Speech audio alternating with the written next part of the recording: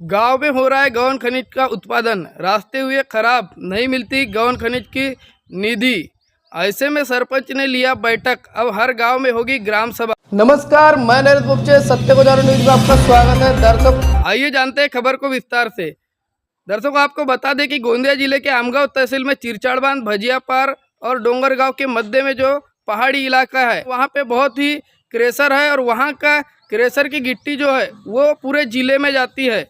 ऐसे में भजिया पार, चिरचाड़ बांध और डोंगरगांव के आजू बाजू के परिसर के जितने भी गाँव है, वहाँ से बड़े बड़े भारी वेटेड ट्रक का आना जाना लगा रहता है, जो कि रोडों की क्षमता कम है, लेकिन वहाँ से ट्रक जो है हेवी लोडेड जाते हैं और इसी के चलते रोड फूटते हैं और उस कारण से आए दिन वहाँ पे दुर्घटनाएं होती है और ऐसी घटनाएं सामने आई भी है। तो ऐसे में दर्शकों, जब वहाँ के सरपंच ने गौन खनिज की निधि की मांग की है, तो उन्हें पता चला कि 2016 से गौन खनिज की निधि भी नहीं आ रही है। चिरचाड़ बांध परिसर के आजू बाजू के 14 गांव के सरपंच ने कल बैठक लिए और बैठक में उन्होंने नियोजन बनाया कि हर गांव में ग्राम सभा होगी और जो गौन खनिज की निधि नहीं आ रही है उसके लिए प्रशासन शासन से मांग की जाएंगी और जो रास्ते हैं जो खराब हो चुके हैं वो रास्ते बनाने की भी मांग की जाएंगी। इस प्रकार से अगर रास्ते नहीं बने और गौन खनिज की निधि अगर उन्हें प्राप्त नहीं हुई तो ये तीव्र आंदोलन करने की भी उन्होंने चेतावनी दी है। तो आइए जानते हैं सरपंच का क्या कहना है। नमस्कार करती हूँ और अपना संक्षिप्त में परिचय देती हूँ। मैं रुक्मिणी विठल प्रसाद ठाकरे, सरपंच ऑफ भजिया पार। अवैध ब्लास्टिंग और जो रोड रास्ते नादुरुस्त है और अपघात के लायक उनकी कंडीशन हो गई है, ये सब चीज़ के लिए हम उसके आगे क्या उपाय योजना करें, इसके लिए सभी गांव के सरपंच आजू बाजू के क्षेत्र के, जैसे कुर्सी पार हो गया, बुराई टोला हो गया, सित्ते पार हो गया, शिवनी हो गया, ऐसे आजू बाजू भजे चिरचाड़ बांध हो गया, इन सब 13 गांव के सरपंच की हमने बैठक आयोजित की थी। सरपंच लोगों ने ही आयोजित किया था। एक्चुअली क्या हुआ था कि ये सबसे पहले हमारे सरपंच महोदय सिवनी के जो संतोष जी सती सहारे सर हैं, इनको ये दिमाग में आया कि वैसे तो उस रोड से मैं भी हमेशा आते जाते रहती हूँ। आमगांव से भज्जे पार मेरा रूट है और वहाँ से जब भी मैं आती हूँ तो वहाँ की जो रोड की कंडीशन देखकर मुझे हमेशा लगता था कि इस रोड की कंडीशन के लिए कुछ क्या करना चाहिए, बहुत दिमाग में आता था। लेकिन ये इसके लिए पुढ़ाकार उन्होंने लिया और सरपंच लोगों की उन्होंने अपने ग्राम पंचायत सिवनी में मीटिंग आयोजित की 15 तारीख को, 15 मई को, और उसी का फलस्वरूप हमने 18 तारीख को यहाँ पे मीटिंग सबकी आयोजित की। और इसमें से जो गांव के वरिष्ठ नागरिक हैं, सरपंच, ग्राम पंचायत के सदस्य हैं, उप सरपंच हैं और ये 13 गांव के सरपंच महोदय यहाँ पे उपस्थित हैं और उन्होंने ये यहाँ पे सभा सरपंच द्वारा आयोजित की गई कि नादुरुस्त रोड कैसे ठीक किए जाए, अवैध जो ब्लास्टिंग हो रही है वो उसको कैसा रोका जाए, और हम लोग जो शाश्वत विकास बोल रहे हैं उस शाश्वत विकास के लिए हम आने वाले जनरेशन की क्या रखेंगे। क्योंकि आज जो जिस कंडीशन से हमारे आजू बाजू में जो क्रेशर प्लांट है वहाँ पर जो ब्लास्टिंग होती है वो अवैध हो रही है। जिस लिमिट में वो ब्लास्टिंग होना चाहिए उस लिमिट के अंदर न होते हुए उसके आगे तक हो रही है। और इन सब चीज़ों का मंथन ये सभा है कि इसके आगे हम लोग क्या उपाय करें, इसलिए यह सभा आयोजित की गई है। धन्यवाद। तो अभी आगे किसी को निवेदन देने वाले हो, क्या करने वाले हो? हाँ, अभी ये सभा के द्वारा ये निश्चित किया गया है कि अभी सभी ने अपने अपने गांव में ग्राम सभा लेना है और ग्राम सभा का ठहराव सहित कलेक्टर साहब, एसडीओ साहब और तहसीलदार जो भी इससे रिलेटेड, महसूल विभाग से रिलेटेड है, उनको हम निवेदन देंगे। वहातुक डिपार्टमेंट को भी निवेदन देंगे कि अभी बरसात के पहले हमारे रोड रास्तों का कुछ करें ताकि आने वाले समय में हमारी जनता को सुविधा हो, इसलिए निवेदन देने का हमने निश्चित किया है। मेरा नाम संतोष किशोर सती सहारे, सरपंच ग्राम पंचायत शिवनी। ये अपन रोड से जाते हैं तो आते जाते बहुत सारे लोग वहाँ से, जब भी अपन आमगांव में बहुत सारे परिचित लोग हैं तो वो बोलते हैं अरे तेरे गांव में इतने सारे गड्ढे पड़े और तुम कैसे सोए हो क्या। तब हमारे गांव में बच्चों ने एक बार ट्रक रोके, जो ओवरलोडिंग जो ट्रक थे वो ट्रक रोके, उसमें मेरे को बुलाया। जस्ट मैं सरपंच बना था उस समय, तो वो गांव पूरा भड़क गया और वो और दूसरी बात मतलब वो तकलीफ मतलब हमारे सिवनी गांव को नहीं थी, यहाँ से जो 10-15-20 गांव का जो आवागमन जो होता है वो सभी के लिए है। यहाँ पे रोड में इतने गड्ढे पड़े हैं कि पूछो मत। वो रोड की जो क्षमता है जो हमने वहाँ से निकाली उसकी क्षमता है 8.16 टन मतलब 16.25 टन। और यहाँ से जो ओवरलोडिंग जो ट्रक जाते हैं उनका वेट होता है मतलब 25 टन से ऊपर मतलब 50 टन के करीब इतना होता है। तो रोड की क्षमता है 8.25 टन की और आवागमन होता है 50 टन का। तो इसी वजह से वो रोड की जो दुरावस्था है वो इतनी ख़राब हो गई कि वो मतलब रोड में गड्ढे नहीं तो गड्ढे में रोड दिख रहा है। तो इसमें एक संकल्पना तैयार हुई। मैंने अपने सरपंच साथियों से फ़ोन पे बात की कि अपन इसी प्रकार से कुछ करना चाहे तो हो सकेगा क्या। इनका सकारात्मक उत्तर आया मेरे को। फिर मैंने अपने गांव में मीटिंग लिया। वो मीटिंग में सबकी मतलब हाँ आई। फिर वहाँ ये मीटिंग का आज की मीटिंग का फिर तारीख डिसाइड किए। तो जो यहाँ से जो अवैध रूप से जो उत्खनन जो हो रहा है उसका हमारे जो आजू बाजू के गांव है उसका मुबदला हम किसी भी गांव को नहीं मिल रहा है। और उलट वो हमारे को बहुत बड़े पैमाने पे दूरा मतलब असुविधा हो रही है। तो ये मीटिंग के माध्यम से हमने 30 तारीख तक या 30 तारीख के बाद में हर गांव में मतलब जितने भी यहाँ पे सरपंच उपस्थित है हर गांव में अपने को ग्राम सभा का ठराव लेना है। और वो ग्राम सभा के ठराव के माध्यम से जो संबंधित विभाग है वो सब संबंधित विभागों को अपने को ठराव के माध्यम से निवेदन देना है। वो निवेदन के ऊपर अगर किसी भी प्रकार की कोई भी प्रतिक्रिया अपने को उधर से नहीं मिली तो यहाँ तीव्र आंदोलन होने की भी शक्यता अब नकार नहीं सकते। मेरा नाम खेमेंद्र कुमार हरिराम रिनाई, मैं सरपंच ग्राम पंचायत बुराड़ी टोला। हम सब यहाँ पे सभी 12 से 15 ग्राम पंचायत के सरपंच लोग पहले हम लोगों ने एक सर्वसाधारण सी ऐसा चर्चा सत्र रखे। उसमें हम सब ने अपने अपने ग्राम पंचायतों से जुड़े रोड रास्ते से संबंधित इन मुद्दों पर एक चर्चा की। अब हम इस चर्चा को आगे लेके जा रहे हैं। सबसे बड़ी समस्या है क्षेत्र में रोड रास्ते की। हमारा क्षेत्र क्योंकि गौन खनिज संबंधित जुड़ा हुआ है, लेकिन 2015-16 के बाद में संबंधित क्षेत्र से जो गौन खनिज निधि आती है वो उस निधि का इस क्षेत्र में कोई भी काम नहीं हो रहा है। अगर वो 2015 से 2016 से उस निधि का इस संबंधित क्षेत्र में 5 किलोमीटर 10 किलोमीटर के दायरे में अगर उस निधि का सदुपयोग होता, यहाँ पे वो निधि मिलती, तो आज ये समस्या नहीं आती। आज सबसे बड़ी समस्या ये है कि आज रोडों की क्षमता कम है और जड़ वाहन यहाँ खूब मात्रा में चल रहे हैं, जिससे रोडों की अवदशा हो चुकी है। वो रोडों में गड्ढे गिर चुके हैं, जिससे सामान्य इंसान को, पढ़ने वाले विद्यार्थी को, रोजगार से जुड़े से संबंधित लोगों को बहुत आवागमन में तकलीफ हो रही है और कहीं ना कहीं बहुत सारी दुर्घटनाएं हो रही है। इन दुर्घटनाओं के कारण से कई परिवार ऐसे हैं कि जिनका परिवार का कमाने वाला एक व्यक्ति और वो व्यक्ति की दुर्घटना होने से वो पूरा परिवार पीछे जा रहा है या उसका कमाने वाला नहीं रहने से उस परिवार की दुर्दशा हो रही है। ऐसे बहुत एक विषय ये 5 से 10 साल में आ रहे हैं और शासन के तरफ से ये सब लापरवाही के कारण से लोगों को खामियाजा उठाना पड़ रहा है और गाँव में कहीं ना कहीं वाद विवाद निर्माण हो रहा है। लोगों को अगर रोजगार मिलता होगा तो अच्छी बात है, लेकिन कैसे शासन के माध्यम से रोड रास्ता की दुरुस्ती होना चाहिए। जहां जिस योग्य रोड है उसकी योग्यता की व उसके क्षमता की योग्यता से वैसी रोड बनना चाहिए।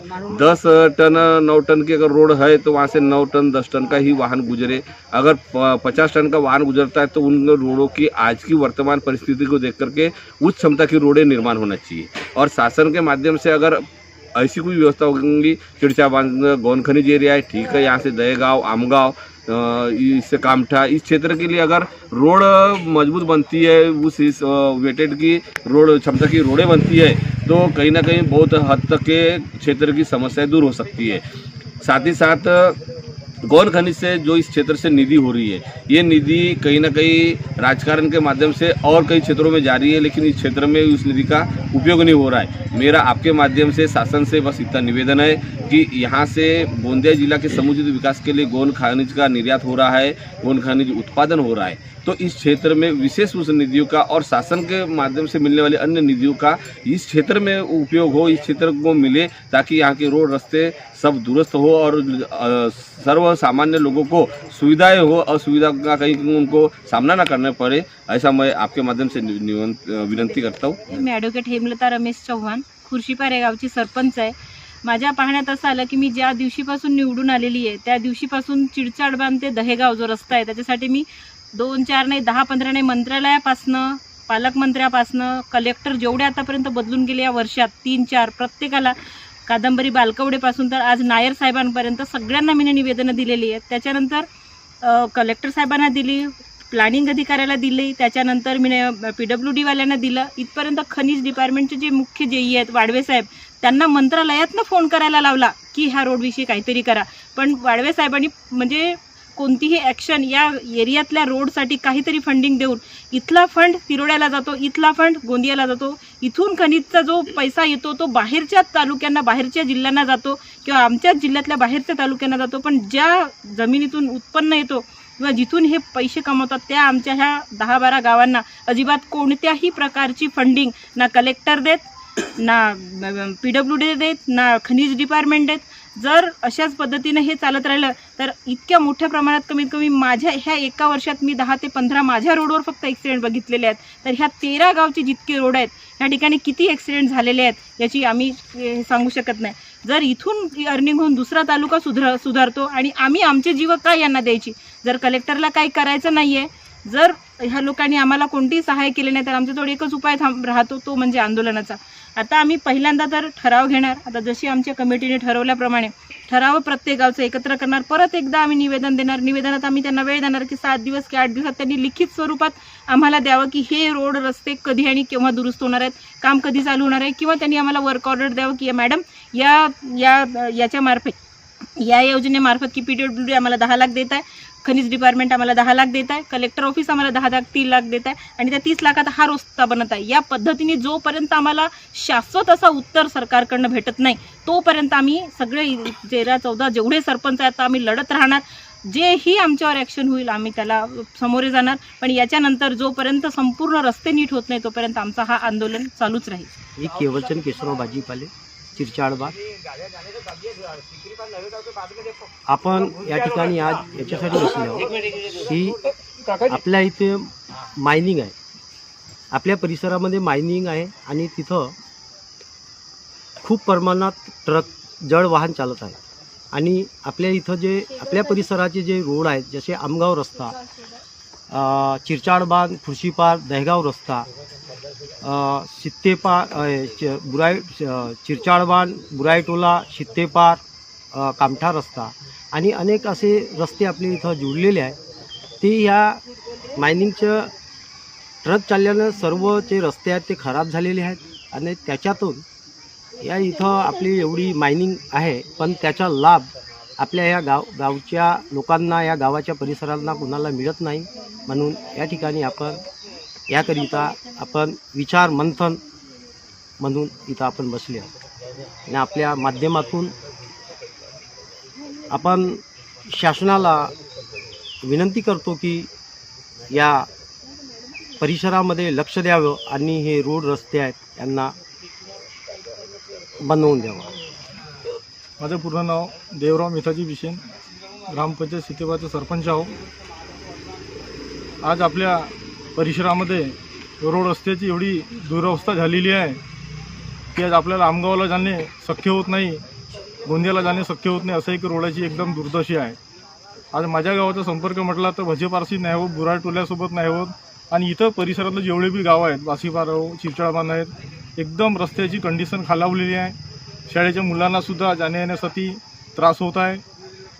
की आपल्या शेतकरी मित्रांनासुद्धा जे आपल्या शेतामध्ये जे जातात त्यांच्या बंड्यासुद्धा जात नाही. एवढ्या आपल्या रोड रस्त्याची दुर्दशा आम्ही वारंवार शासनाकडे यांचा पाठपुरावा केला तरी पण शासनाचे सुद्धा दुर्लक्ष आहे. आणि येणाऱ्या काळामध्ये जर हे रोड रस्त्याची आपल्या परिसरामध्ये रोड रस्त्याची सुधारणा झालेली नाही तर आपण तीव्र आंदोलन करू. आम्ही सर्व परिसरातील सरपंच लोक, गावकरी आम्ही सर्वांनी असं ठरवलेलं आहे. इसके पहले हम डोंगरगांव और भजियापार और आजू बाजू के गांव बीच में हमारे इसमें शामिल हुए हैं। बाकी हमने मुख्य भूमिका डोंगरगांव और भजिया पार्क के माध्यम से एक जन आंदोलन की शुरुआत की और उस जन आंदोलन के माध्यम से हमारे यहाँ 2 ट्रेसर कंपनी और एक डामर प्लांट, ये 3 को हमने टारगेट बनाया था, जो कि हमारे गांव के 10 फीट के अंतर में बसे हुए हैं। और उससे गांव वालों को इतनी परेशानी होती थी, वो उनके जो ब्लास्टिंग जो होते थे उससे भूकंप जैसा धक्का हमको आता था। और उसके माध्यम से जो डामर प्लांट के माध्यम से जो हमारे यहाँ जो एक वातावरण प्रदूषित हुआ और उसके कारण इतनी बीमारियाँ, नए नए बीमारियों का सामना कुछ लोगों को करना पड़ा और उसके कारण उन्होंने उसका परिणाम भी उनको भुगतना पड़ा। और इस विषय को लेके हमने 1-1.25 महीने तक इस आंदोलन को थे, लेकिन हर प्रकार के निवेदन 2 महीने तक हम भजिया पार्क के सरपंच महोदय ठाकरे मैडम के नेतृत्व में अनेक प्रकार के निवेदन दिए, फिर भी उस निवेदन का कोई हल नहीं निकलने के कारण हमको इस बेमुदत उपोषण का कार्यक्रम शुरुआत करना पड़ा। यहाँ से जाके हमने कलेक्टर ऑफिस में भी 1 दिन का मोर्चा धरना आंदोलन रखा, लेकिन इतना सब करने के बाद में आखिर हमको अंतिम निर्णय अर्ध दफन का भी कार्यक्रम लेना पड़ा। और इसके बाद में भी फिर भी हमको प्रशासन की ओर से कोई सकारात्मक उत्तर नहीं मिलने के कारण आखिर वो प्रकरण न्यायालय में पहुंच गया है, न्यायालय में न्याय प्रविष्ट है, लेकिन प्रशासन के माध्यम से हमको किसी प्रकार का सहयोग नहीं मिला। और उसी का एक परिणाम है, आज हमको फिर यहाँ ये 15 गांव के सरपंच लोगों की बैठक लेकर सिवनी के सरपंच महोदय इन्होंने इस कार्यक्रम को आगे बढ़ाया। उन्होंने सभी के सामने ऐसा अपने गांव में बुलाकर हमको बिठाला और उन्होंने ये ऐसा मुद्दा रखा कि ये जो हमारे यहाँ जो रोड है, हम बड़े मुश्किल से एक रोड के लिए लड़ झगड़ के कोई अभिसरण के माध्यम से तो कोई 15-25 के माध्यम से रोड मंजूर करवा के लाते। ग्राम पंचायत को मात्र 20 लाख के अंदर का ही काम करने का अधिकार है और वो रोड हम कितने क्षमता से बनाते हैं। हमारे यहाँ के रोड की जो क्षमता होती है वो मात्र 8 टन 10 टन के वाहन वहाँ से जाना चाहिए और वहाँ से हमारे 40 टन 50 टन के जड़ वाहतुक अगर वहाँ से जाते होंगे तो उस रोड की उम्र कितनी कम होगी। जो 10 साल चलने वाला रोड 2 साल में समाप्त हो जाता है और वही अधिकारी हमको आके बोलते हैं ये रोड किसने, कौन से सरपंच ने बनाया।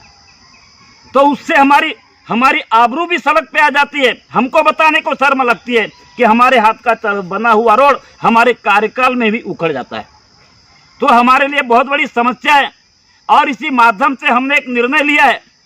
अभी तो हम हर गांव में ग्राम पंचायत सरपंच के माध्यम से एक विशेष आम सभा बुलवाकर पहले आम सभा का प्रस्ताव पारित करेंगे और उसका निवेदन सभी संबंधित अधिकारियों को देकर उनको सोया हुआ कुंभकर्ण की नींद लेने वाले प्रशासन को जगाने का काम करेंगे। अगर उसके बाद में भी अगर वो प्रशासन नहीं जागता तो हमको फिर जन आंदोलन करके सड़क पे उतरना पड़ेगा। इस उद्देश्य को लेकर हम आज यहाँ बैठे। गांव का रहवासी हूँ। ग्राम पंचायत टिकरी पार अंतर्गत मैडम सरपंच हमारे यहाँ और हमारे बाजू में भजिया पार छिड़चाड़ बांध में एक माइंस है। वो माइंस के वाहन हमारे रास्ते से जाते हैं और हमारी रास्ता एकदम कम दर्जा के बनी थी, मतलब जूनी रास्ता थी, उसको पूरा इनने पूरा ख़राब कर दिए। इतने बड़े गड्ढे के अभी वहाँ जाने की बहुत परेशानी हमको है और इस वास्ते हमको हमारे जो किसान भैया है उनकी बंडी है या उनके वाहन है या स्कूल जाने वाले बच्चे हैं उनको भारी तकलीफ हो रही है और इसमें प्रशासन कोई ध्यान नहीं दे रहा है। इसके पहले भी हमने आमदार को, जिला परिषद मेंबर को, बाकी सभी को हमने निवेदन दिए थे, लेकिन उनका कोई ध्यान नहीं है। अगर ऐसी इनकी मनमानी चलती रहेंगी तो हम इसके बाद में हमको रोड पे आना पड़ेगा और हमको एक बड़ा विकराल महाआंदोलन करना पड़ेगा। तो गौरतलब है कि उनका हक और अधिकार कहीं ना कहीं हनन हो रहा है, जो कि गौन खनिज का उत्पादन उन्हीं के क्षेत्र से, उन्हीं के गांव से हो रहा है। वहां से आए दिन ट्रक चलते हैं, रास्ते खराब होते हैं, लेकिन ऐसे में गौन खनिज की जो निधि है वो कहीं और ही जा रही है। कहाँ जा रही है मालूम नहीं। शासन प्रशासन गौन खनिज की निधि यहाँ न देते हुए कहाँ दे रहा है इसका पता नहीं। ऐसे में दर्शकों, सरपंचों ने क्या कहा है आपने देखा। अब ग्राम सभा में क्या ठहराव लिया जाता है, जिला अधिकारी को क्या, शासन प्रशासन को क्या निवेदन दिया जाता है, आगे का क्या कदम होगा, जानेंगे अगली खबर में। तब तक के नमस्कार।